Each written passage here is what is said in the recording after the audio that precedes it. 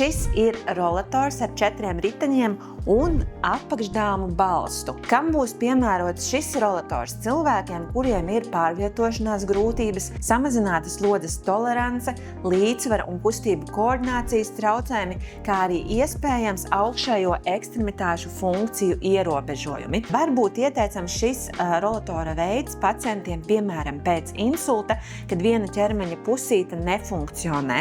Tad mēs varam ērti atbalstīt apakšdāmus uz rolatora un lēnām trenēt pārvietošanos uz priekšu un arī atpakaļ. Šim rolatoram arī ir pieejama sēdvirsma, uz kuras var ērti apsēsties, bet atceramies, ka mums ir jānolaiž bremzes, jāpārliecinās par stabilitāti un tikai tad mēs apsēžamies uz rolatora. Bremzītes mēs nospiežam šādi te, un tad bremzes tiek atbrīvotas. Ir pieejams ļoti ērts groziņš, kurā var salikt produktus, iepirkumus, nepieciešamās lietas, kas ir nepieciešamas pārvietojoties vai, piemēram, apmeklējot veikalu un citas sabiedriskas vietas.